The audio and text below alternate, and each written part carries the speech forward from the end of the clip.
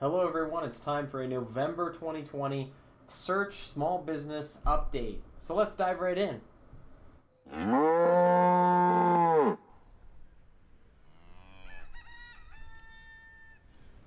Alright everyone, thanks for joining. So right here we have our newsletter that comes out every single month.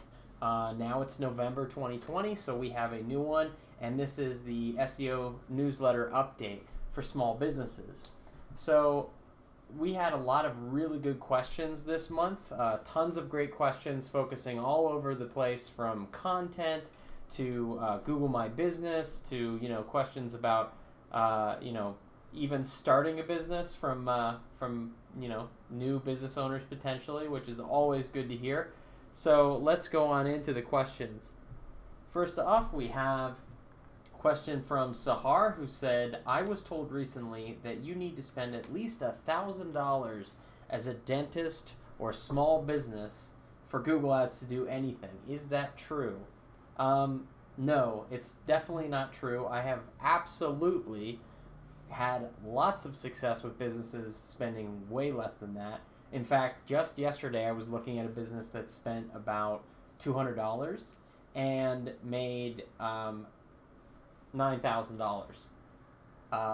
They spent $200 on Google Shopping, and I was able to help them get a 20x return on their investment. So it's absolutely possible to spend very little, and if somebody says you have to spend $1,000 to get any return, they're just wrong. I work with small businesses every single day. They have a variety of budgets, and it depends on your industry, absolutely. If it is very competitive, yes, you probably will have to spend more money. If you're in the medical field, doctors and other things, you probably will have to spend more money, yes. But $1,000 does not guarantee you success. It does not mean if you spend over $1,000, if you spend tons of money, you'll be successful. In fact, that can be a bad idea in many ways. You want to have an appropriate budget. You want to pace yourself over time. That's really important. But you do not need, by any means, to spend that much money. More info on our newsletter and on our website, so check that out. Thanks for the question. Okay, the next question is, should I use the full blog post in Google My Business, like when I do a post to LinkedIn, or should it be more like a smaller Twitter post with a link? This is from Steve. All right, so that's a good question. I would say the ideal length for any post falls between 150 to 300 in Google My Business. You do want to have it short and kind of like a Twitter post, but you can have a little bit more length. And yes, you want it shortened to the point. You want it to look, poignant and say all the info that you need, because that's going to give the best return on investment. It's going to give the best clicks for the people that are checking that out. So yeah, check out the answer on this for more information in the newsletter.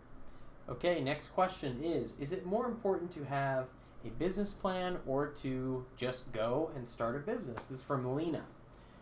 Lena, that is a fantastic question, and it's my belief that the most important thing of whenever you start a business, there's one thing that's most important, and it's passion. Passion is more important than anything.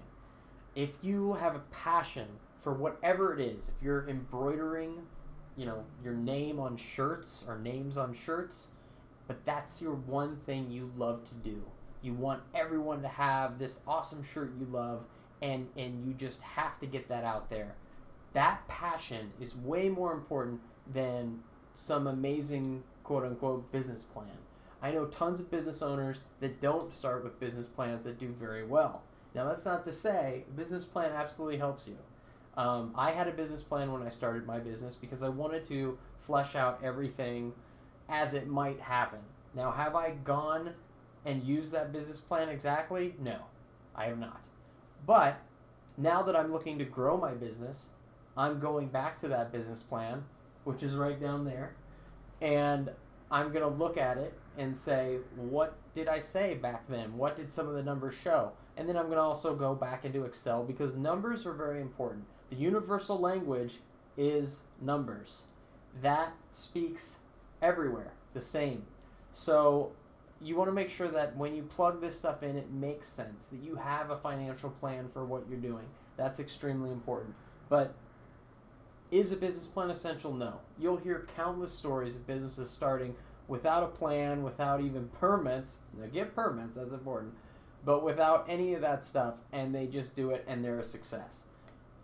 That's not to say you shouldn't have your ducks in a row. You should understand what you're doing before you necessarily dive in. But again, passion is more important than thoughts on a page. Great question. All right, the next question is from Sierra.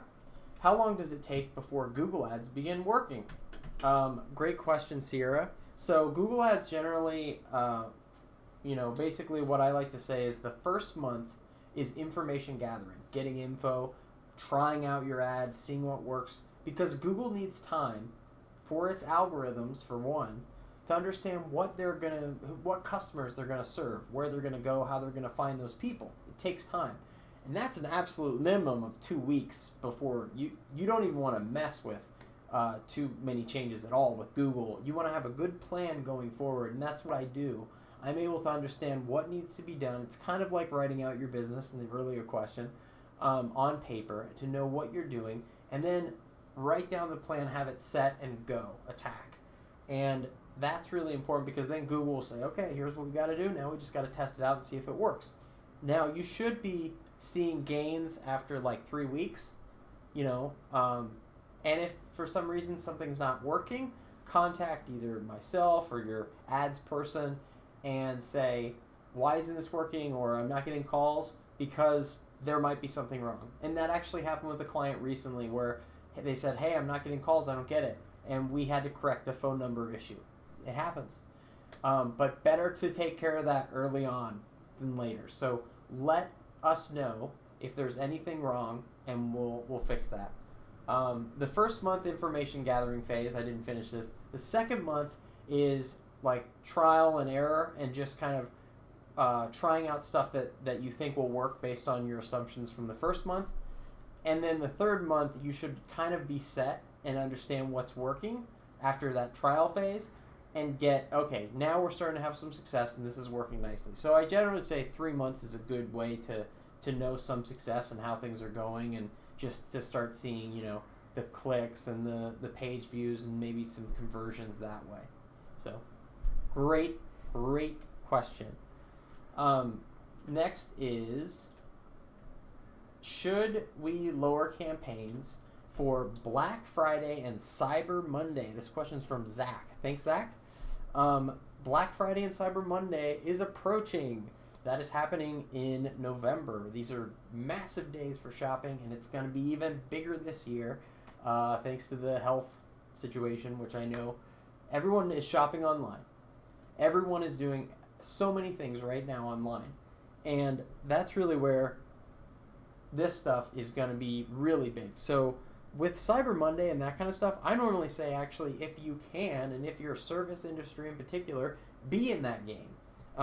I actually don't recommend that businesses pull back. I recommend they maybe even invest in it a little bit, actually, in Cyber Monday and Black Friday. It really won't be that much of a increase or change for businesses. So I would say be competitive during those times, because buyers are looking at stuff, and it's not a bad idea to be in the mix, but it's a great question nonetheless. So thank you for that. Now the next one is, how do we lower bounce rate on Facebook content? This is from Shelly. How do we lower our bounce rate on Facebook content?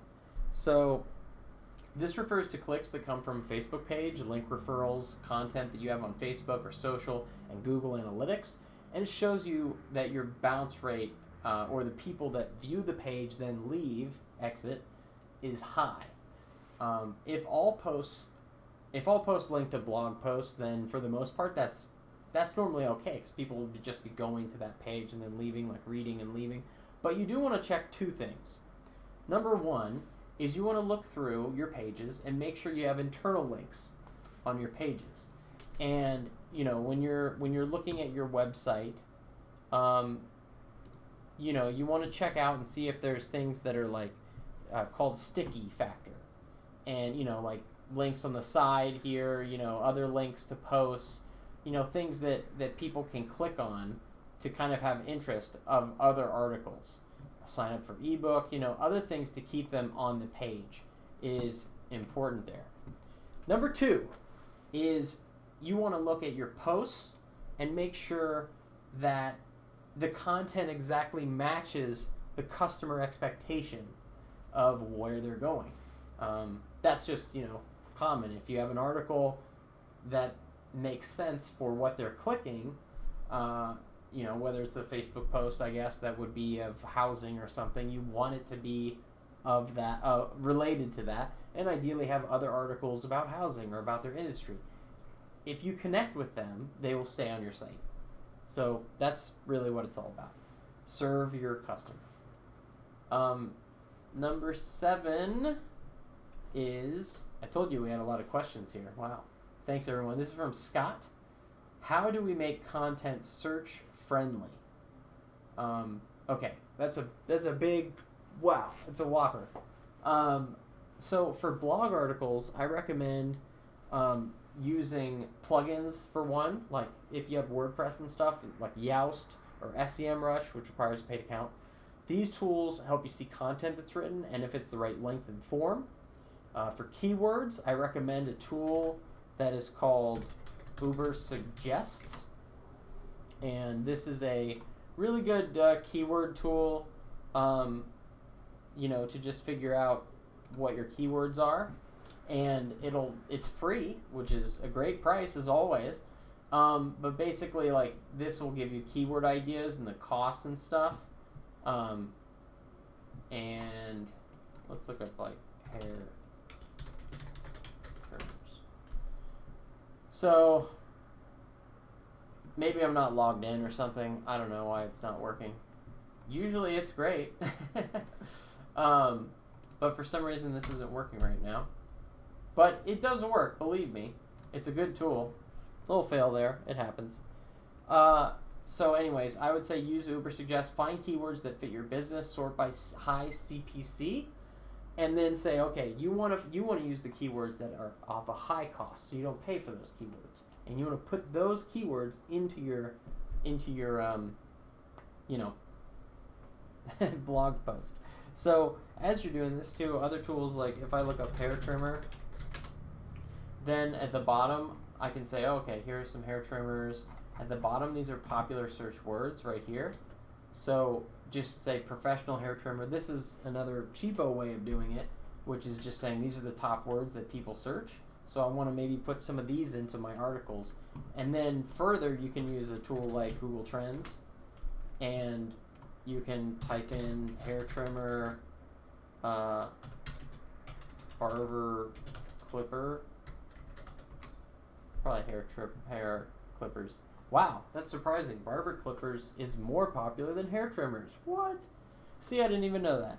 So I would say, okay, I guess I want to write barber clippers in my blog post there. And it tells you the states that click on it most and stuff. So it's kind of interesting. Good question. All right, so next question is there a manual way around these data aggregation services? Seems roadblocks exist everywhere to get data into tertiary platforms. This was a YouTube question that I got, and we did a video on this actually on Data Aggregators, which you can see in the newsletter, so do check out the newsletter for that. Basically, unfortunately, no. There's no real way to put your business on what's called a data aggregator.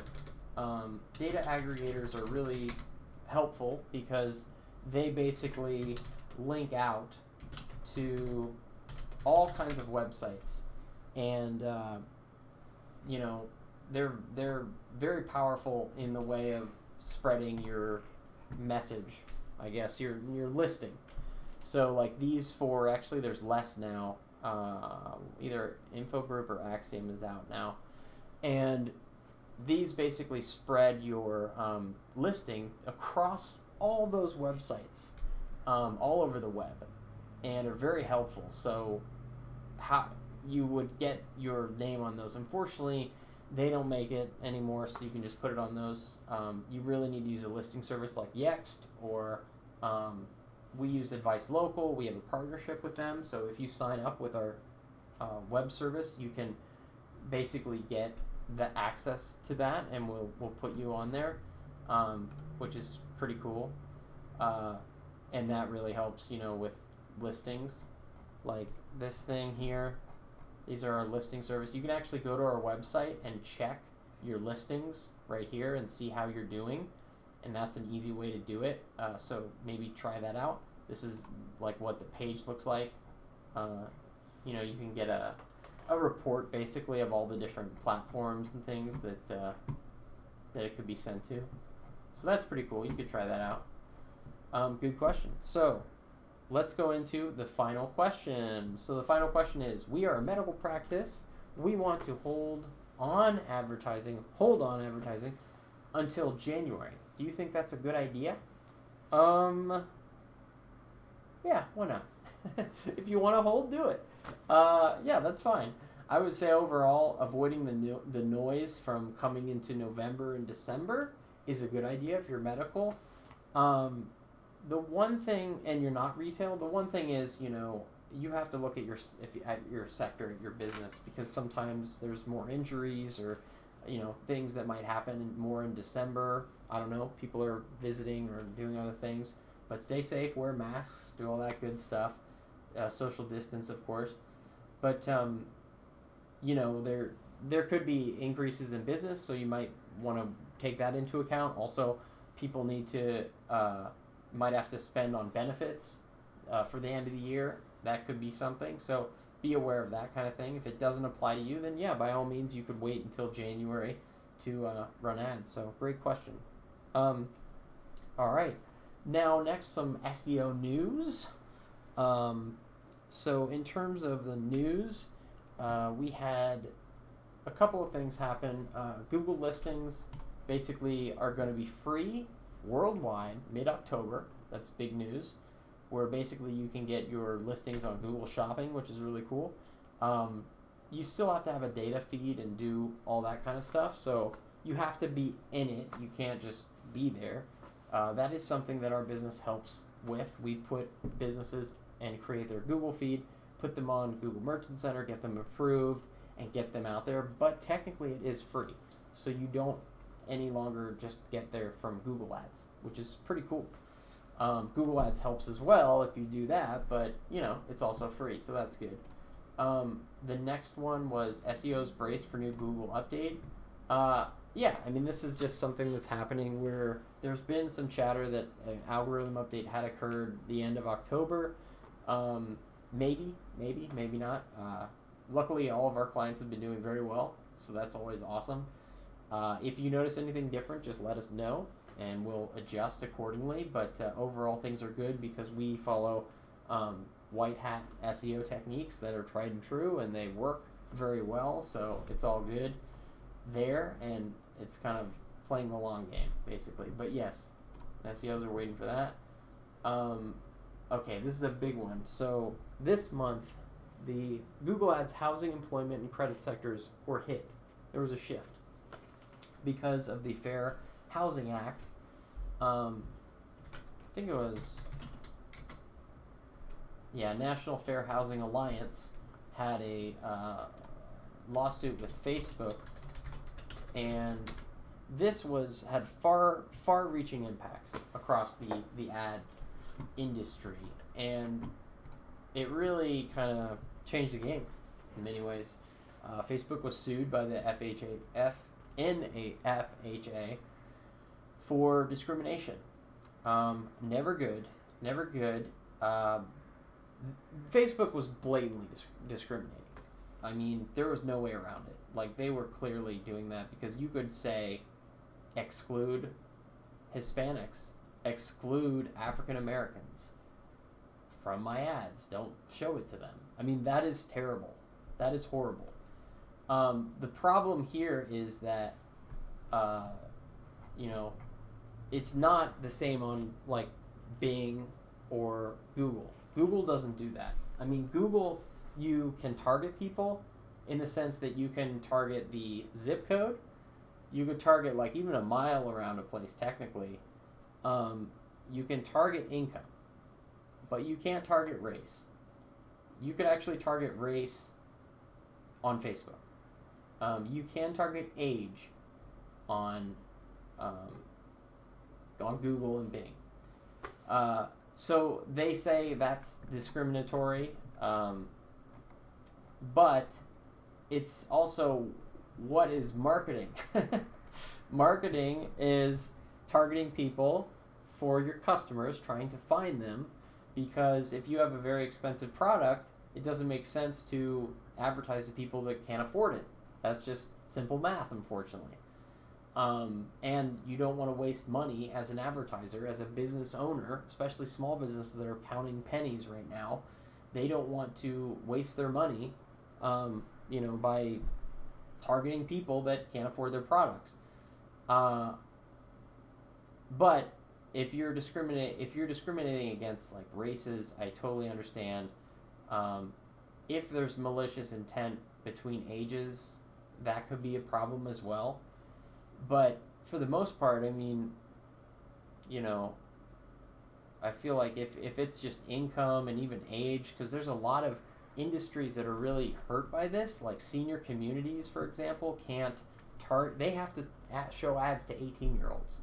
Now, how annoying is that if you're 18 to 24 and you're seeing annoying ads for senior communities? That sucks.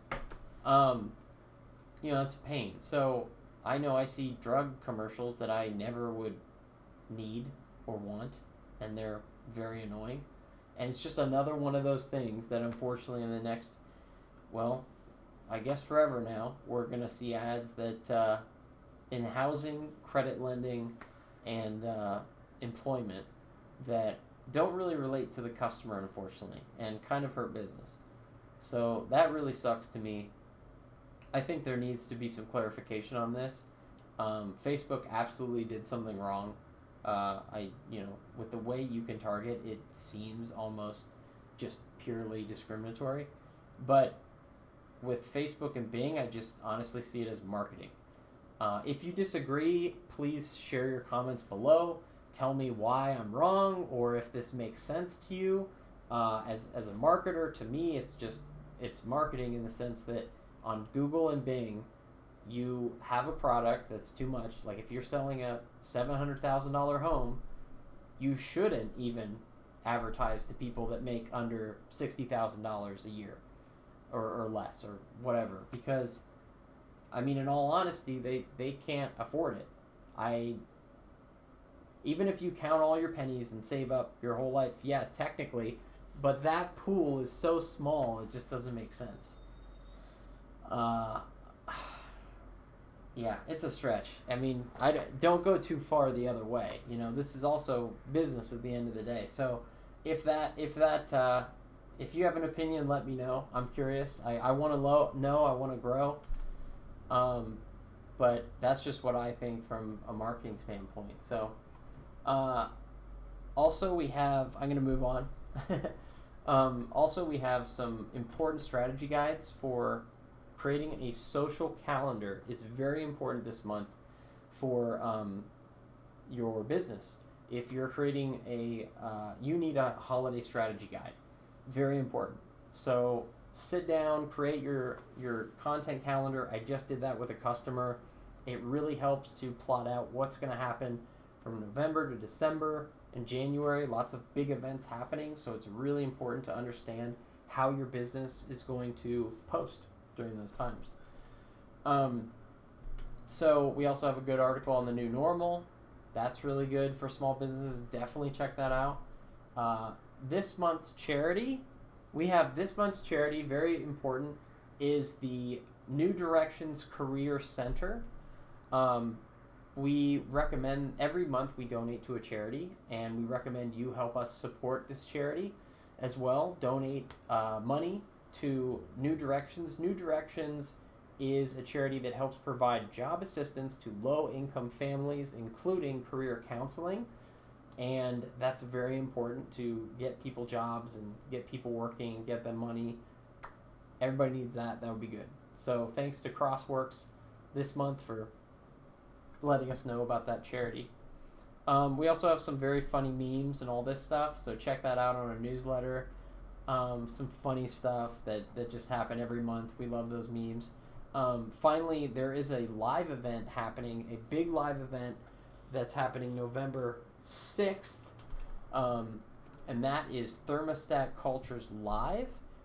I work on this podcast, The Thermostat, with Jason Barger, and it's a great podcast. We always have tons of awesome guests.